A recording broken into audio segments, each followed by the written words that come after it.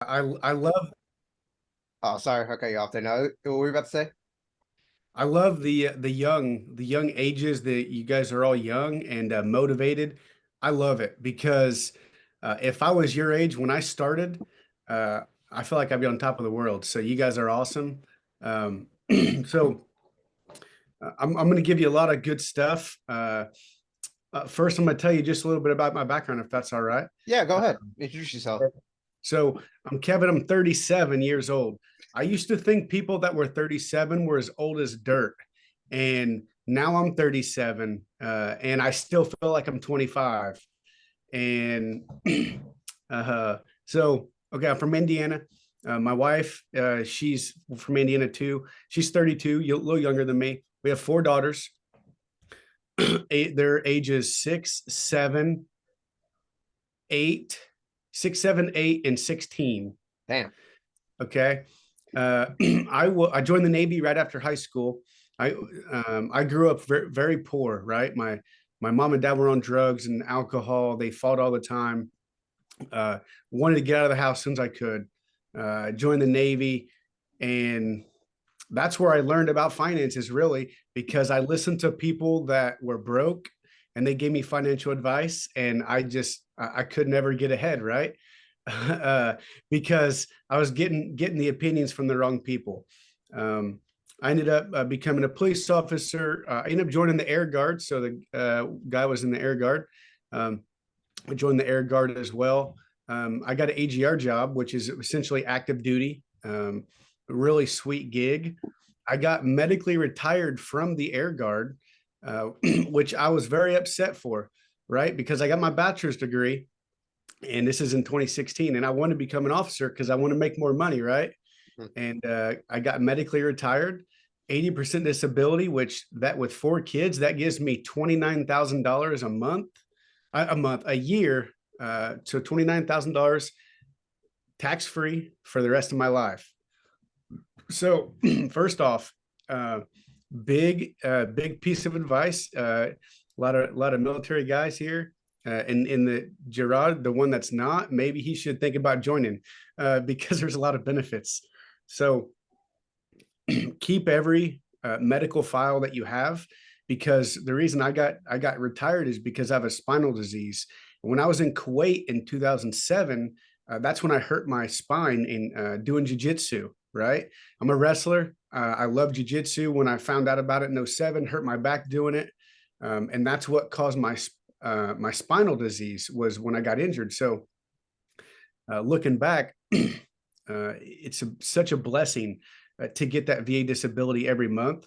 And it's kind of like a taboo. A lot of guys don't like to talk about it, but it's helped me out so much. So the VA, you're going to might hear some bad things about it. Huge piece of advice for the VA. Keep your medical records, file for disability. I get 29K a year. It's almost seems like I won the lottery, right? Also, I got associates, a bachelor's, and a master's, right? All of it the VA paid for, VA and voc rehab. So vocational rehab is through the VA. It's kind of like the GI Bill, but it's a little bit different to where the voc rehab doesn't count against your GI Bill. It's like tuition assistance, right? Yeah, but it's also uh, for employment, right? So it's a super long process, but they bought me a new MacBook, a $2,000 MacBook. They bought it for me. They bought me a backpack. They bought me supplies, uh, just crazy benefits that it's kind of, you got to dig really deep to get. Yeah, and what is that Uh, called so, again? Vocational rehab. If you go Vocational on, rehab. there's a Facebook group. It's called Voc Rehab Disability. Ben Kraus is the guy's name that runs it. And this guy was in the Air Force. He actually became an attorney. He was in Voc Rehab for like 6 years, becoming an attorney. And so what it does is, if you want a new job, Voc Rehab, the counselor will say, "Hey, what's your dream job?" And you tell them what you want to do. Some people can even start a business that way. However, you just got to be a grinder because it's the VA and it's the government. So that doesn't always make sense. It's kind of difficult. So You can start a business or you can use it to go back to school and get a degree. Uh, I I chose to get a master's in leadership just because I wanted to hurry up and get back to work to make some money. But looking back, I could have got approved to become a doctor or a lawyer, right? So huge programs for if that's what you want to do. Voc Rehab with Ben Krause. Also, the VA during the time I was going to school, the VA paid me $32,000 just to go to school, right? Because I used my GI Bill. Huge benefit, and I never paid a dime for school. So I'm blessed because I joined the military and I got the VA benefits. So number one, the VA, huge. So I use the military to kind of not be poor anymore, right? Mhm. Uh, I currently work as a federal investigator. Some of you guys have security clearances. I'm a security clearance investigator, GS-12, and then on. So just for numbers, you guys like numbers? I make $88,000 a year, plus my 29K with my VA, 117, and then my wife's a history teacher. She makes 41. And then she's in the Guard too. She actually joined the Air Guard this year at 32 years old. So I think we'll make about 162 this year. And then we're going to keep making more as years go on. But here's the thing, a lifestyle creep, right? Because we used to make, 100K, and we got by fine. There was no problem. But now we're at 162 and we're a little bit tighter because we like, the more money you make, you want to buy a little bit nicer things. So huge piece of advice is stay living frugal. You don't always have to, it's nice to enjoy nice things, but you don't need fancy stuff on your way to the top, right? Because it doesn't feel like I make 162. We put about $2,500 a month into we call it our next level fund. But if we were still living very frugally like we used to, we'd be able to put a lot more. One thing that I want to focus on. Does anyone have kids? I don't think anybody here has kids, especially. But Okay. for listeners that are listening to this, like if they do have kids, what is your advice for that? Yeah. So here's where kind of my focus has shifted, and family time, right? So I work 37 hours a week. And my wife has the summers off, outside of drill and stuff. So we really want to focus on not getting burned out. I just read an article today from a Salesforce executive who, made 207K a year, but 15 years later, she's burnt out fighting and arguing with her husband all the time. So you really want to have a good balance. You got vacation days, you got time off, take it, relax. Don't get burned out in your job. Spend time with the whole thing, right? I'm able to take my kids or get my kids up for school every single morning, get them on the bus. You can't put a price on that, right? And then let's see okay. So let me look at my notes here. I got one. You're all good. All right. So real estate. And I feel like if I'm talking fast, just slow me down. No, you're good. So real estate. So like I said, we grew up poor, right? I didn't have any money. So I was a senior in high school, getting a ride to school, by my sophomore girlfriend, because I didn't have a car. We were poor. We didn't have anything. So, fast forward to maybe 2015, right? I'm hustling. I'm trying to get it. So I in Indiana, it's cheap housing, right? So there was a 1-bedroom, 1-bath, with a nice yard for $16,000. My wife and I walked through it, and we offered him 8,000. And as a joke, right? Because we couldn't. I mean, we really didn't want to pay 16K because it's going to wipe us out. Yeah. Well, they accepted it, and we're like, dang. So we used all of our cash that we had saved up. We got a loan. We tried to hammer it, we fixed it up. We rented it out. And that was my first lesson in real estate was really pay attention to who you rent to. But I was so motivated to get a renter in there, and I wanted that income. So, but in every negative event, there's something the positive that comes out of it. So this guy, he ended up getting arrested a few times. His girlfriend tried to pay me. His wife was paying me rent. I mean, his mom was paying me rent. A church contacted me to pay me his rent. And I was like, no, like, just keep it. I'm not going to get paid by a church. This guy had so much trouble paying me. I eventually sold the house to his mom for a couple $1,000 just to break even and get out of there because they had destroyed the house. And so looking back on that, I panicked and I sold it too quickly. And it was essentially paid off house, and it wasn't the greatest, but it was a 1 bedroom, 1 bath. And if I would have kept it today, it'd probably be worth 40, 50K. Yeah. But I got rid of it because I panicked, because in my mind, I had my friends asking me, hey, you getting rent off that? How much you making off that? And I wasn't, because the guy wouldn't pay me. He wouldn't pay me very much. So lesson learned from that incident was, man, be patient. Okay. So this is my key right here. Property tax sales. Has anyone ever heard of that? Or, I've heard of it, but could you explain what it is for the people that Yeah. some of these guys they're trying to get into real estate, and can you just explain to that what that means? Property tax sales. Absolutely. So property tax sales, I listened to a podcast, a guy from Gary, Indiana. He used property tax sales to to become a millionaire, right? So a property tax sale is every county in America has a property tax sale. Okay. So like for me, I own my home. I paid off my house I live in now free and clear, but I still have to pay my county taxes, property taxes twice a year. Okay. In the fall and spring.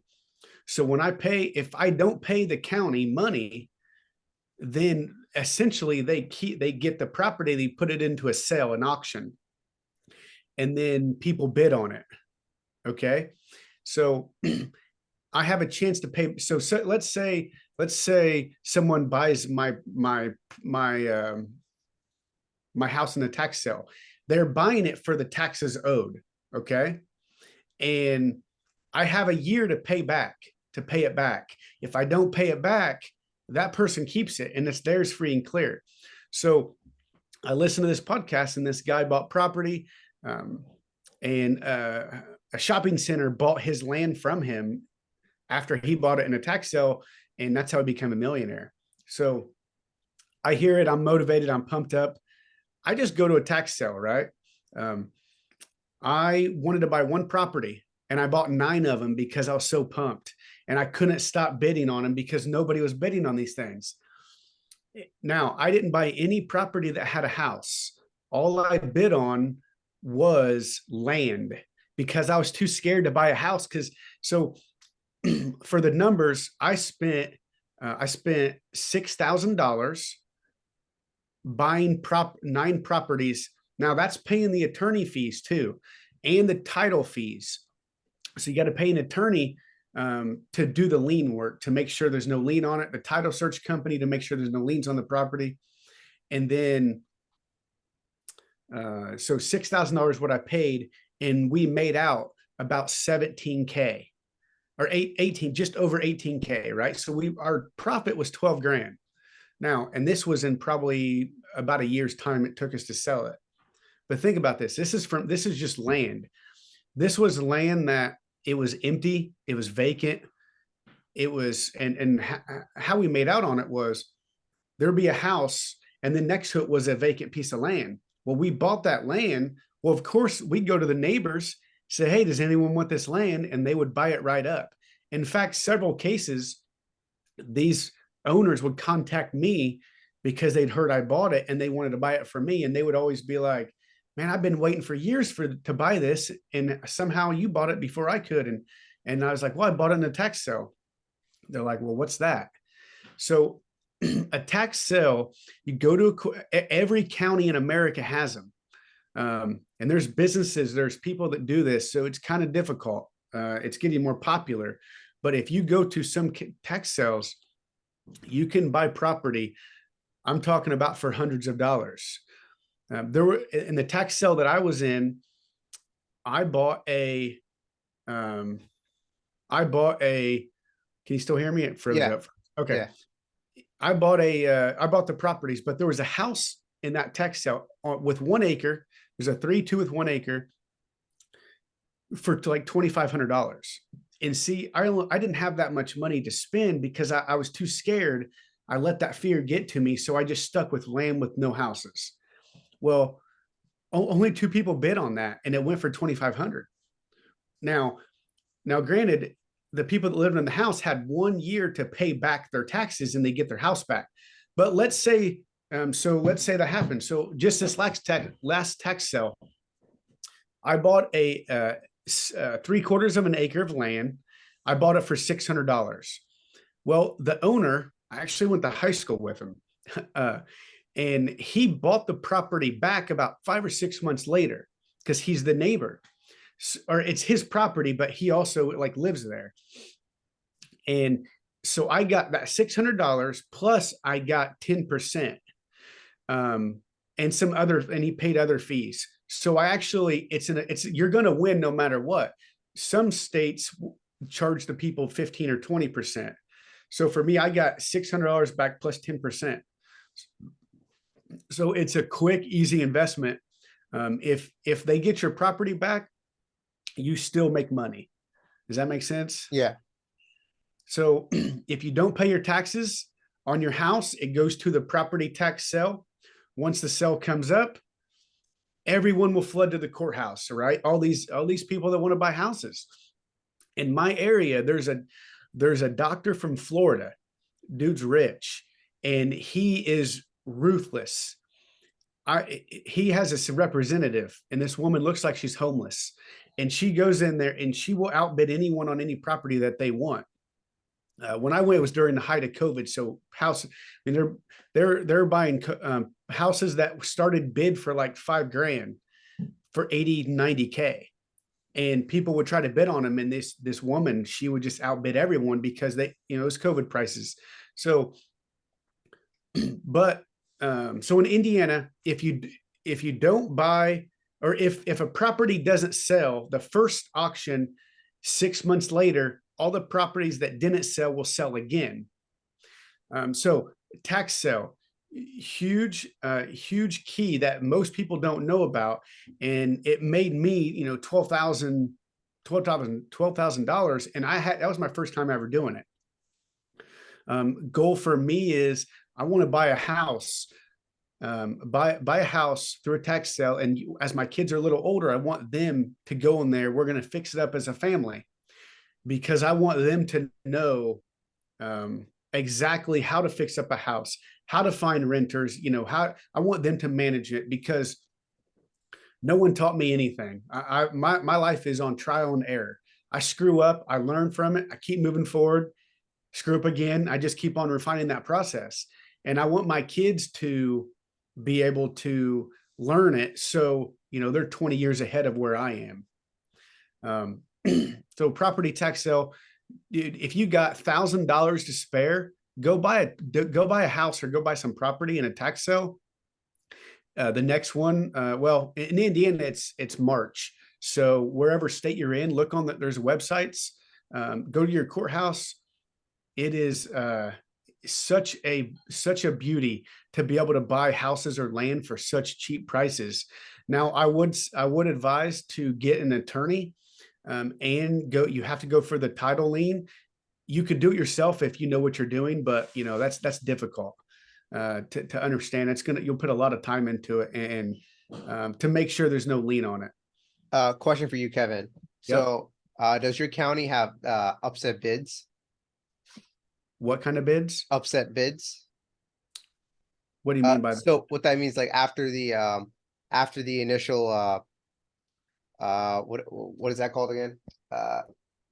Bidding.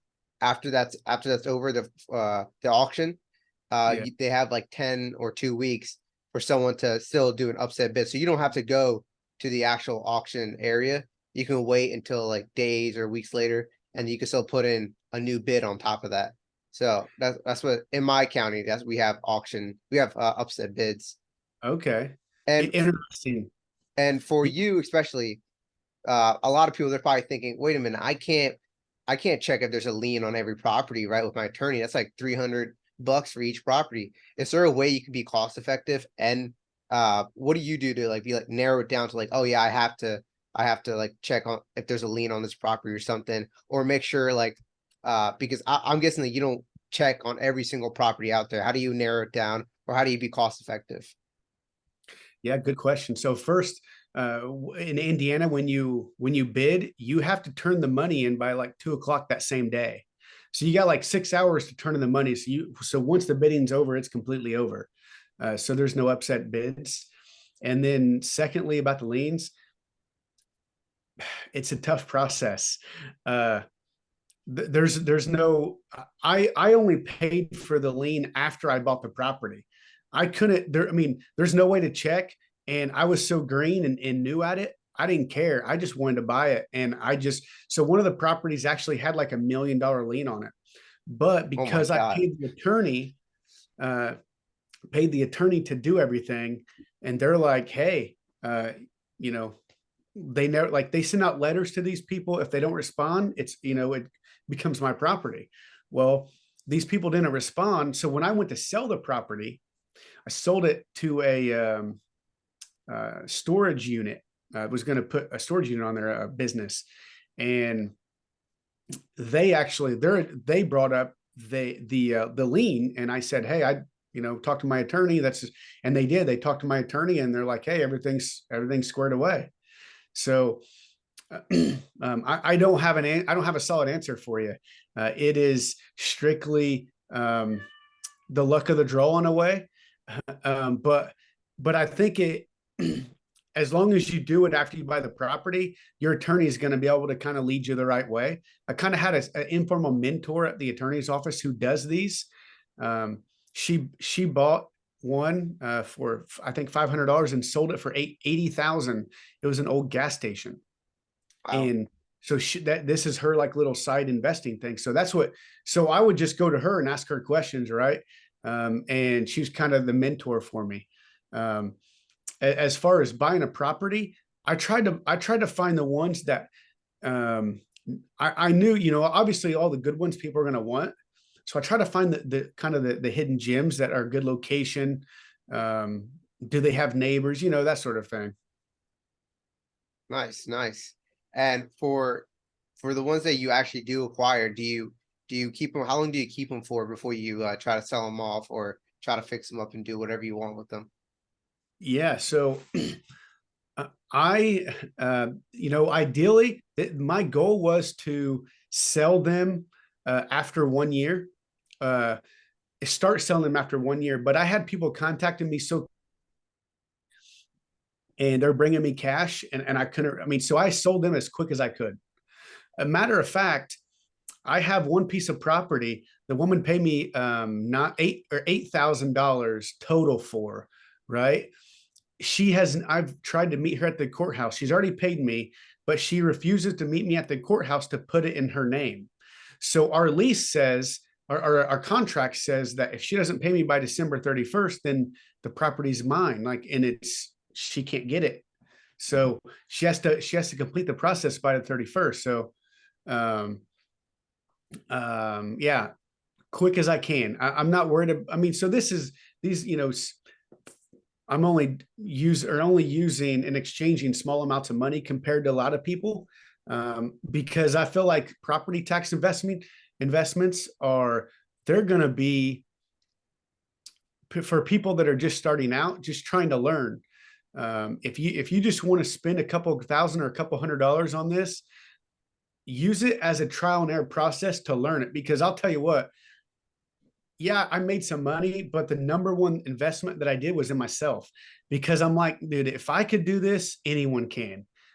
Because I'm the type of person, I'll jump into it without a lot of preparation and just do it and then learn from it there. Because what I found out was when I wanted to pay off my house, I analyzed it and analyzed it and analyzed it. And you know, you got all these podcasts and these people saying, pay off your house. No, don't pay it off, invest.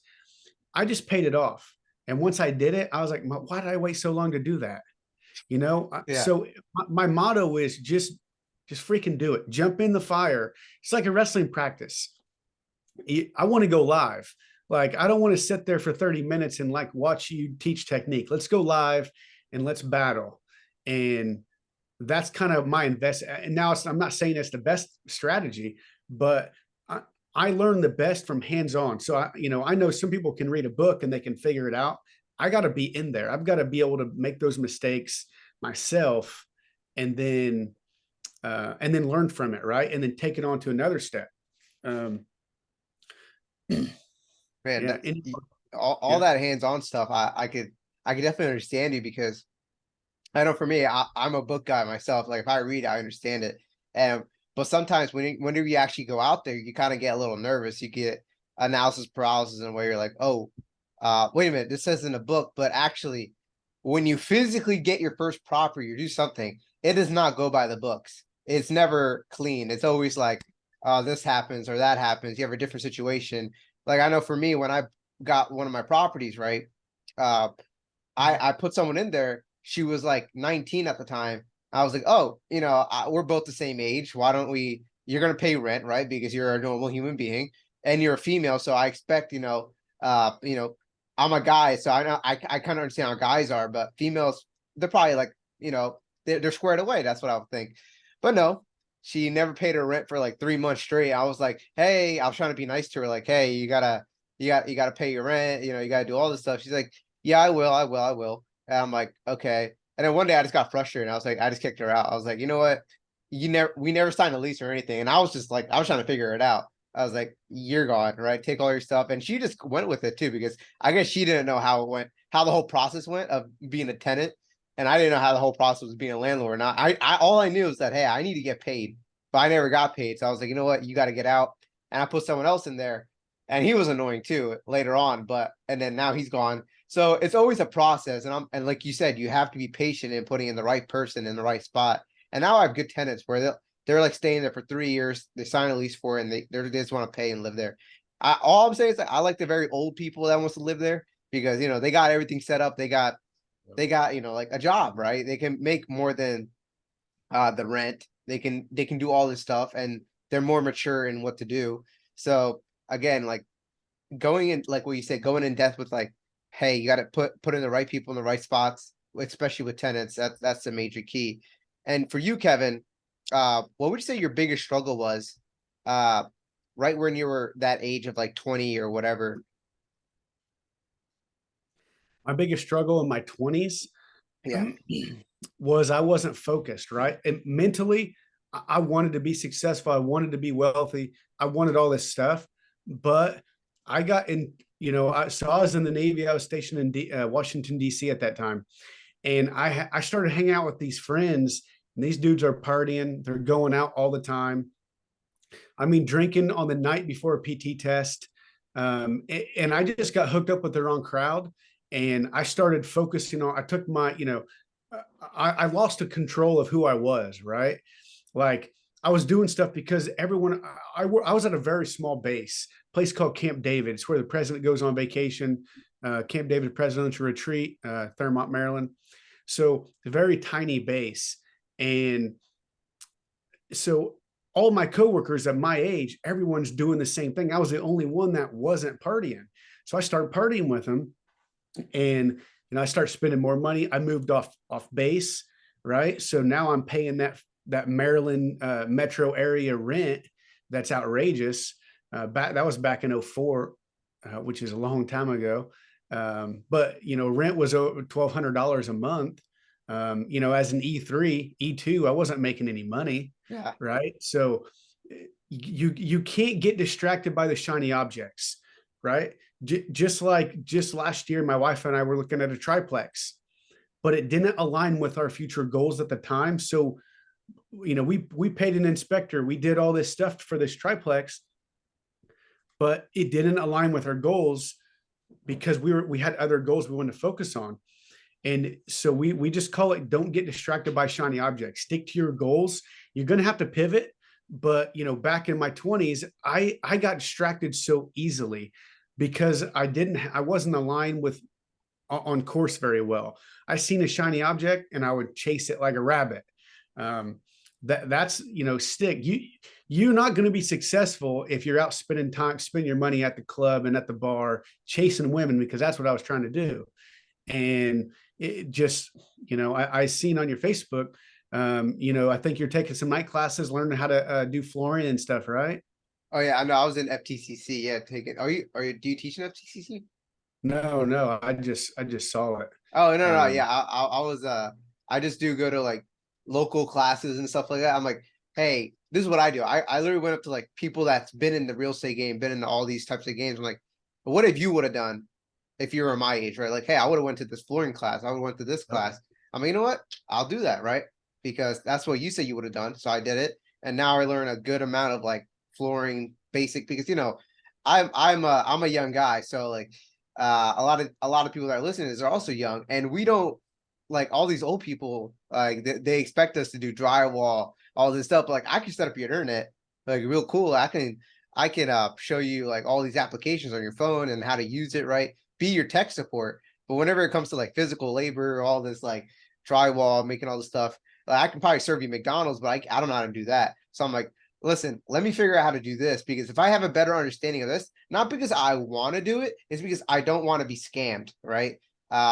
So whenever it comes to like not scamming, but I don't want to be overpriced on certain things, especially for HVAC, especially for like a light fixture, something like that, something really smaller, minuscular that you can just do it yourself, or you can teach people to do it and you can get paid for it too, making like compounding that learning curve as well. So for me, I was like, oh, you know what? Let me learn how to do flooring. Let me know the best flooring. Let me know the best flooring for my own house, for renters. When should I replace it?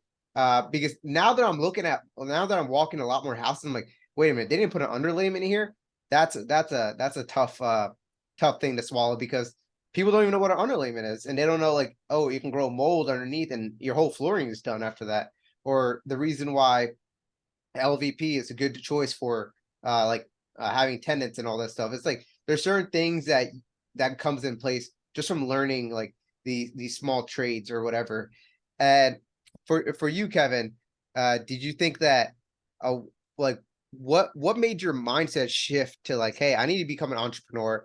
I need to make money. I need to start doing real estate. yeah. So what was my turning point? My mind shift. So my mind has always been this way since I was a kid, right? I just I was never, I grew up in a bad environment, so I never could focus enough. So my turning point was, you know what? I make too much money to not be successful where I should be. So it was kind of like, just like I had enough. I was fed up. I was sick and tired of not achieving my goals. So I changed everything. I stopped I stopped talking the talk. I started walking the walk, right?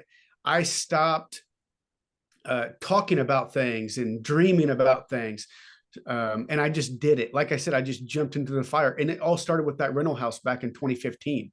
And then several years later in 2018, my wife and I started a financial coaching business. We teach finances to federal prisoners on the side. It's like a side hobby of ours. So we literally go in. So we pitched it to a prison. They asked how much. We made up a number, $100 an hour, and they said, okay. And we're like, see what happens when you just freaking do it and Yeah. you stop this analysis of or if you just start overthinking stuff, you're never going to go anywhere, right? You got to move forward. And so we started that business, and we make about $4,000 a year. And we have never tried to expand it, to scale it at all, because we have 4 kids. They're involved in stuff. So we focus on, that's an extra 4 grand. That's it. Right. I ran for political office. I'm on my local school board. That's $2,000 a year. And I get in free to every sporting event game. Right. So stop. So my turning point was, I just had to tell myself, stop wondering what would happen if you would do this and just do it. Yeah. And I mean, waking up earlier, eating healthy, actually sticking to a budget. We have 15 bank accounts and we have them all named online, right? And so for groceries, for gas, for property tax, for everything we have named, because we have processed our life. And so we have made it to where we hit these milestones, and in the journey towards your goal is where everything happens, right? So when I bought that first rental house, the journey of it was amazing learning experience. Starting the financial business, I can't say enough. You guys know about plagiarism, right? I plagiarized the crap out of this book. I made a book that we give to federal prisoners, and so they study from it and they learn from it. Well, I mean, it's a great book, but I had to plagiarize because I copied stuff off the internet, because we had to turn the book into the prison in like 4 days, and we didn't even have a book made. We pitched the business without even having something made, and we pitched it, and we got it made. We got it printed. They loved it. So every prisoner gets our financial book, and it hasn't been changed in like 5 years. Because it works, and it's a solid book. It's the journey of going through that. It's the journey of you taking those night classes and learning how to do floor, right? Because it's preparing you for stuff later in life, and you're just going to keep building that and building that. And that's what it goes back to for me. I had to tell myself, Kevin, stop being a sissy, right? Like, go out and take life by the balls and kick its butt. Right? Like, that's what you got to do. You can't be scared. And so my whole process now is I'm trying to really dig this in for my kids and teach them these mentally focused habits, how to be positive, the law of attraction, stuff like that, to where they can grow, because I care more about passing this mindset onto my kids than I am focused on myself anymore. Does that make sense? Yeah. That's definitely true. And now, Kevin, we can move on to the ending questions here. So if you can go back in time and tell your younger self something, what would it be? If I could tell my younger self, Yeah. Man, set a goal, stick to it, and that's it. Stick to your goals. As a kid, you dream, right? I mean, you're all dream. You probably all dreamed of being a state champion in wrestling, right? Yeah. Let's talk about wrestling. I guarantee you everyone on here that wrestled probably didn't put 110% into practice every day and in the tournaments and stuff, right? Every single day, did you give 100% effort? And that's what I would go back and tell myself. You only get one life. You get one life here on earth, and you could leave an impact and leave a legacy, and you could change the world, or you could go to practice and wrestle 50% or 60%, or be overweight and then have to cut a little bit weight before the meet. You know what I mean? Yeah. Like that. My philosophy is 100% in everything you do. Set a goal, stick to it, and you're going to live a great life. I 100% agree with that. And Kevin, we got a question here. Like, someone asked, well, why did you transition from the Navy to AGR? Yeah, so I left the Navy because I became a police officer, right? So I was a reserve police officer at night in Gulfport, Mississippi, if anyone's been there. And I love being a cop so much, I left the Navy to become a cop. So I was a cop for a couple of years, and I missed home. I moved back to Indiana. I want to be around, people that I grew up with. And they just happened to have the Air National Guard that I heard about. And so I applied, I joined again, and ended up getting the AGR job. AGR job, if anyone's want to transition from active duty to the Guard, AGR job is it's a hidden gem. 100%. Can you explain what AGR is to the people that are in the military and they're trying to get out or do whatever? Yeah, so AGR is Active Guard Reserve. So let's just say that you live in New York, or New York City, right? it's kind of a bad place for a military base, but your AGR in a certain city, or if there's an air guard base in a certain city, you could go to drill once a month, but sometimes they have AGR jobs that pop open, which is essentially your active duty for your entire career at one base. You'll never have to go to another base, never get stationed anywhere else. So you got these guys and girls that are AGR, they're activated, they're active. I mean, it's a full military retirement. It is a full pay benefits. You're just never going to leave. You're never going to leave that base. So that's really the difference. So if you're AGR, you're active duty on a guard base, and then you have the guard people who are coming once a month, and you might be over some of those people. You might be not involved with them at all. Like for my base is an intelligence base, so we had probably 100 and something AGR people because we were 24/7 operations. So we needed AGR to do that. But every base has AGR. Army does. The Air Guard does. And I would, it's something to look into. explain to me, like, do they work 24/7 or just once a month? So if you're AGR, I mean, you're working 40 hours a week. Okay. So And you're active duty. You're going to work with your uniform. You're going 8 to 4 or whatever shift that you're working. I mean, normally it's 8 to 4, right? It's the Air Force. It's 8 to 4, maybe 8 to 4:30 with a 2-hour lunch. But it's a full-time job. I mean, that's your job. You are wearing uniform. You're going to work just like you're active duty anywhere else, but it's the guard, and you're only like, so in active duty, you're going to go to like get every couple of years, you're switching bases, right? Getting new duty stations. But in the guard, you'll never get a new duty station. You'll just stay at that one base. nice. And this would be someone with like a family or someone that just wants to stay and put. Okay. And moving on with the ending questions, what question would you like to ask your future self? Do you have any regrets? Because I had a lot of regrets from when I was in my 20s. And if you look at, do you have any regrets, right? Like, I want to be 92 years old on my deathbed and say, I have no regrets. I've done every single thing I ever wanted to do, and my wife and I are going to Europe, and we're going to go to Italy and France in March because, like I said, enough's enough. We got to start taking action. So I'm knocking out every single goal I have as quick as I can before I die. Nice, nice. And congrats on going to Italy and France. That'd be great.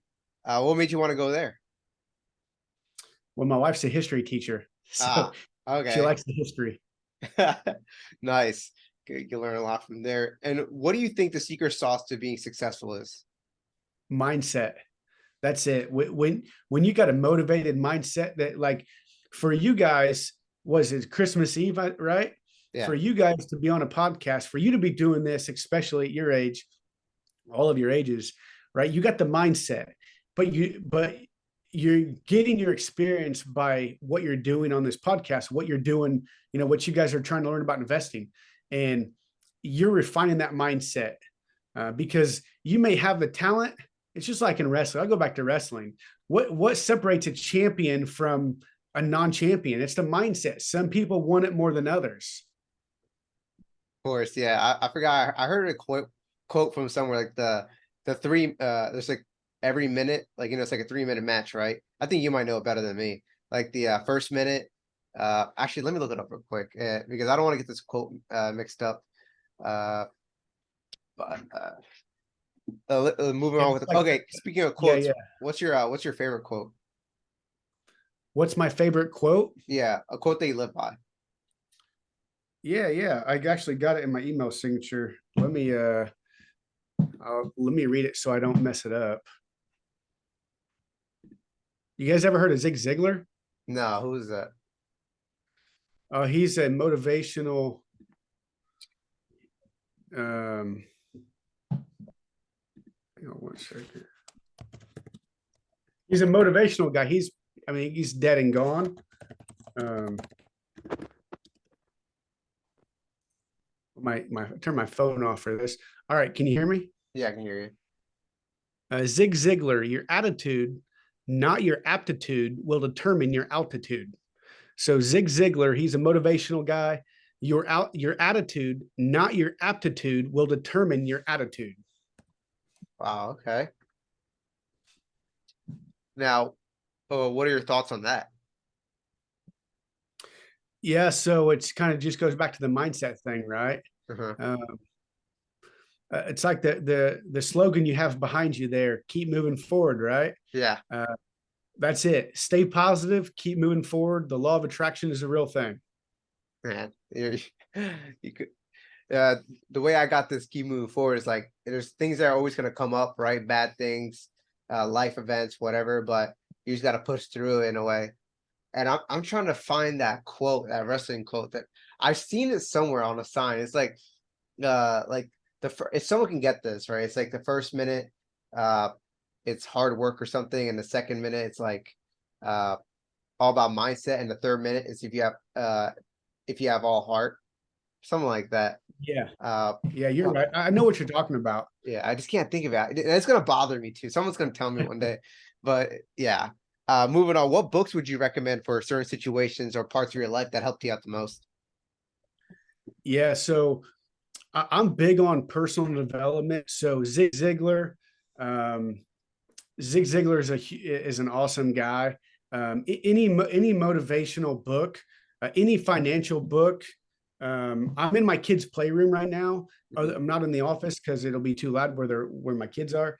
Um, I let me see plenty of books over there. Yeah, any Tony Robbins. You guys heard of Tony Robbins? Yeah, I had her. Awaken the beast within.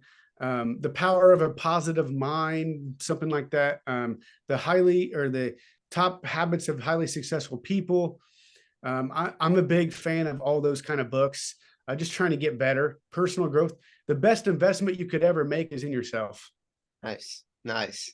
And uh, let's say your kids are your age, right? 37, and they're looking back at this podcast, like, what would you like to tell them? It's a good question. Uh, man, what would I like to if? Yeah, that's a good question. I would like to tell my kids that I hope and pray that they have dominated me in every aspect of life, that they have listened to me and listened to other successful people like all of you guys. Hopefully you guys will have books and YouTube shows one day and be on TV, right? And they could learn from people like you, like me, and my kids are living and they're happy, they're wealthy, and they love their life. That's what I would hope that hope where they are at. Nice, nice. And finally, Kevin, how can people reach out to you and what value can they give back to you? You can reach out to me on Facebook. Um, that's kind of my only social media. I know it's for old people apparently, but I love Facebook. Um, and I got an email. I can send you that as well. Um, and the value that you can get from me is I give you honest feedback. And then, of course, if I can't help you, I know plenty of people who can. It's about networking resources. So if you're looking for something specific, there's no shame in my game. If I don't know it, I'll tell you I don't know it. But I can tell you, hey, this person could help you, or actually, I have no idea. But I could be positive no matter what. I could help you see the good, right? If you're in a bad situation, I could help you see the good in that situation. Nice. And before we go, someone just sent me the actual text verb of what I was talking about. It's the first minute is won by the guy with the most strength. The second minute is won by the guy with the most technique. And the third minute, the third minute is the guy that wins with the most heart. So uh yeah, basically right there. It was gonna bother me if someone clutched it up at the end. But yeah, Nice. Kevin, thanks for coming on. You were awesome. And let me know, text me whenever you need anything. And it's been a pleasure. Yeah. Hey, it was awesome. Good luck to all of you guys. I hope you crush life, and I hope you're uber successful. And if you ever need anything, don't hesitate to reach out. Nice.